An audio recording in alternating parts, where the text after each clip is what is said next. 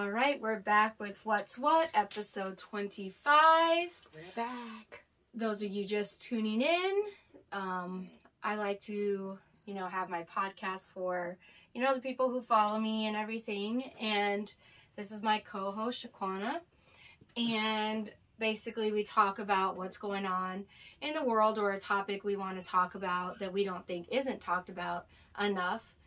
And we talk about what we've been up to, and then I ask my social media an interactive question, and then we share those results here.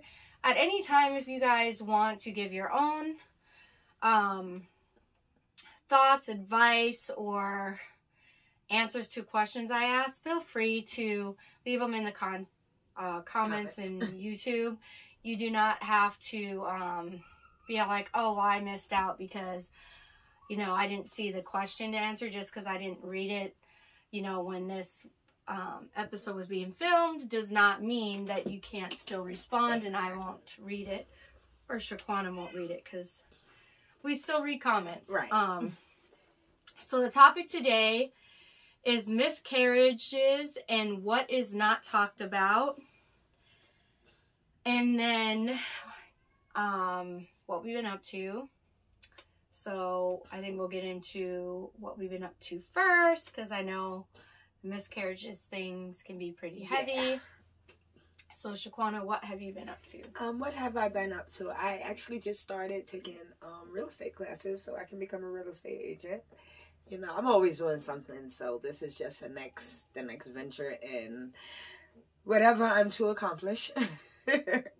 Because I have several businesses and several things going on, but I am doing that. So it's my sister, because our main goal is to eventually open up our own agency. And yay, my sister is moving to Arizona. Hey. So yes. So right now I'm in the process of helping her out. We're getting here as soon as possible, hopefully sooner than later.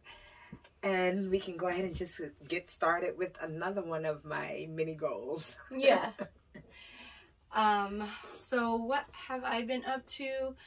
So, there's a couple of things that I promised I would talk about, and I've mentioned it a little bit online, but haven't really touched on it since then.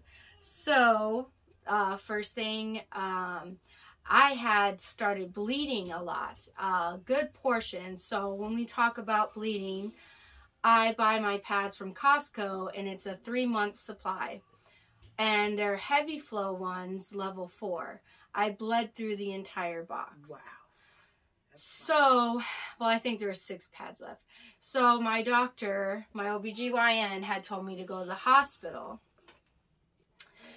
They, identified an HCG level in my blood and said it was at 100, and they needed me to go to my other doctor. So anyways, I've been seeing the doctor once a week for about a month to get my HCG levels down to 0, because an HCG level means that there's an identified pregnancy. Yes.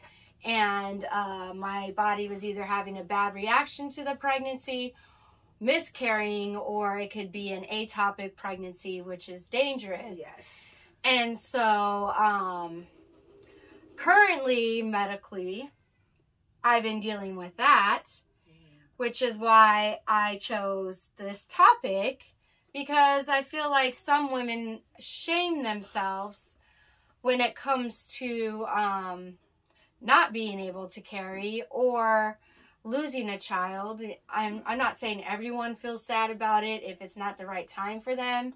They probably hope it might happen, not because they're a bad person, but just because it's not something they can handle right now. So I'm definitely not saying that everyone feels bad when they miscarry, but it's definitely something that isn't talked about for those who do feel that way, and I figured we should talk about that.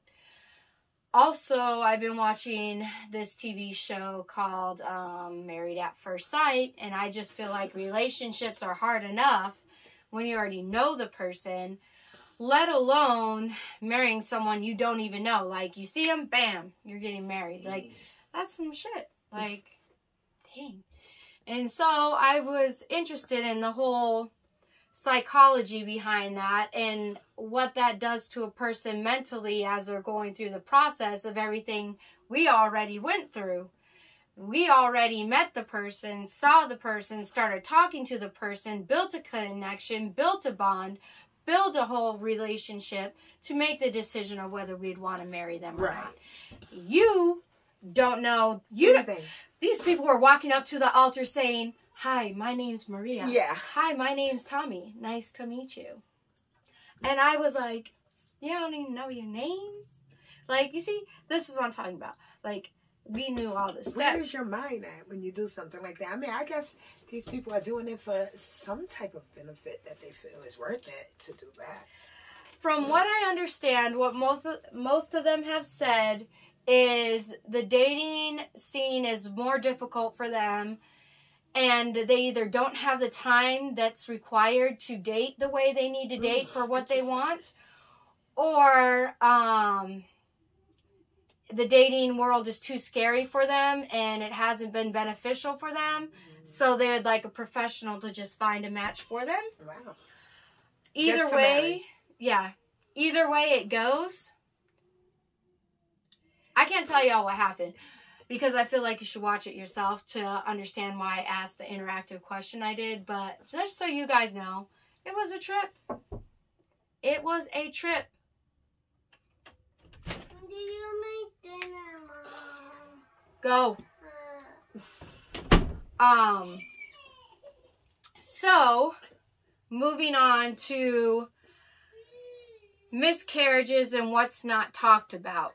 So, the first thing that's not talked about, or I guess it could be talked about, but I've never really... Have you ever seen anyone really talk about it? I mean, I have miscarriages. I have, you know, it's been quite, well, most of the people that's talked about it with me were close friends that, you know, went through it. But, like, as far as a general topic, I've never really seen it discussed as that. You know what I mean?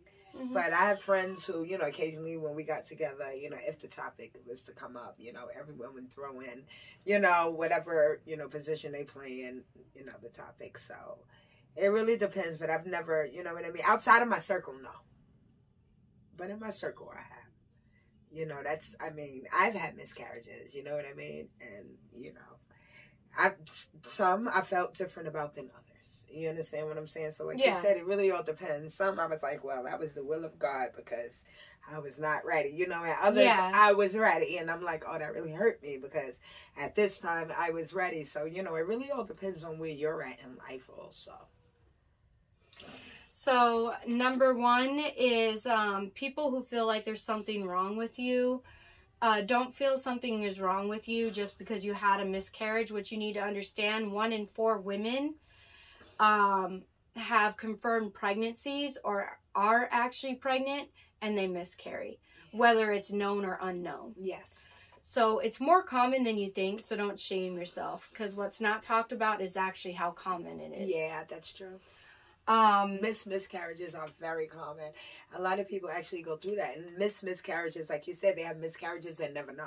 And those are very common, but it's just because they think it's changes in their period or, you know, things like that. And that's why they call it a miscarriage because they never know. Yeah.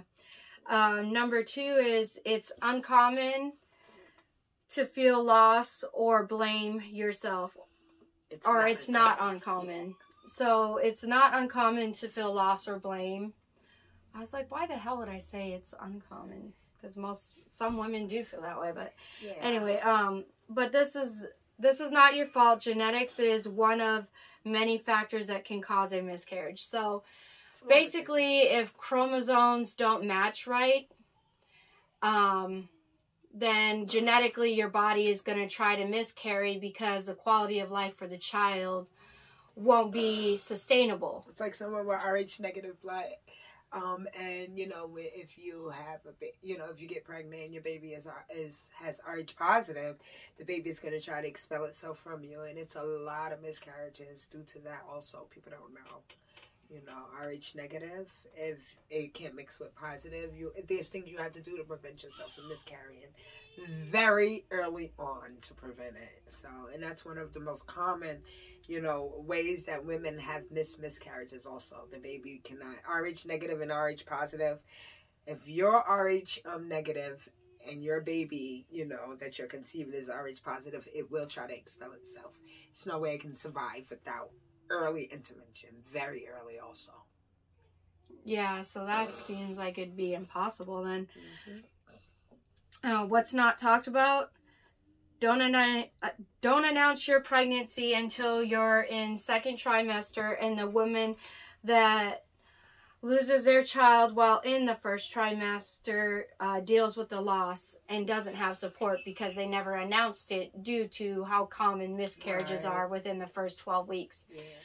Which is true, because they could be very sad and you're sitting here, oh, they're changed, it must be the relationship, it must be this or that. Yet you didn't even know that they were pregnant, and they were super excited about it and never said anything because of how common a miscarriage can be within the first 3 months. So the answer and solution to that is talk about it. If this is news you want to share, then share it so you're not alone. And if you end up miscarrying and you don't want to talk about it, that's your right to talk about it when you're ready. And if you do want to talk about it, that's how you get support. People are not mind readers. We don't know what's going on with you. There are support groups on various social media sites, but you'll never know who will support you if you don't reach out and say, hey, I feel sad about this. And it's okay. It's okay. Your feelings are valid. Yeah. So that's the solution, is just talk about it. It's a hard topic, but you got to talk about it. Interactive question. Ladies and gentlemen, would you get married at first sight, not knowing anything about the person, by a professional matchmaker? Okay. So Chris Robinson said no. It took me 8 years before I put a ring on it. And those 8 years, we went through it. Gotta earn the right to be married, in my opinion. Put in that work. Hines said, I think that to be a bad idea. Isn't there a reality show out there that does that? There is, Hines. Yes, that's where I got the question from. Julian said, I run her credit first, then maybe. That's an option. I mean, to come up. Kevin said, fuck no. The crazy shit people will do and be real and live. Be real and live life and explore shit. The fuck wrong with people? That's not real happiness. Marrying, just to marry them. We can hang out and see what's up, but I'm not marrying you like that. Kevin said, what I can tell you from experience is if we've never met in person, they're 100% wrong. Kevin also said, we've never met, but we're a perfect match. Do we know each other's histories and traumas?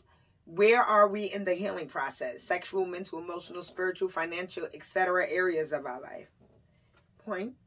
Jazizzle said, hell no. That's the dumbest thing ever. Chris said, I would marry you anytime. Okay, Chris. That's not the point, though. You've already seen me and you know my name. Robert said, I'm not a gentleman, so don't treat me as such. Brian said... What was that? Oh, because I said ladies and gentlemen. Okay. Brian said, not a chance. Let's see how many of those shows exist if no fault divorce goes away. The judge, oh, you were on a reality show and just changed your mind? Too bad. No bad. Manifest said, if she signs a prenuptial, just kidding. No, I wouldn't. Joe said, hell no. Deontay said, hell no. Albert said, not at all. Lawrence said, how can you marry someone you do not know? Looks fade. It is the quality of the person that counts. It is love at first sight that probably causes 50% divorce rate. Mm-hmm. George said, honestly, I don't know. Hector said, always look before you lead. Date the prospective partner first. The matchmaker may not know all the intimate details. Michael Jordan says yes. Oh, okay. Yes, you don't want to do this one. Oh, no, you can use that one. How do you say that name? Jervius. When you talk or see somebody at first sight, you can see if they can match. There's no perfect partner. Love isn't about finding a perfect person. Love is all about seeing imperfect, perfect person. Seeing an imperfect person perfect. Okay. All right. Michael said, look at all these silly drawn out responses. You don't have to justify your no. You ain't that special. You don't have to justify your yes. You ain't that special. It's really simple. Can you create a great relationship with someone when a third party matches you based on XYZ? Delete Tinder and put effort into making your relationships great again. Go. Mike said, but they would give booty up on the first sight. Ricardo said, yes. And Jared said, try anything once.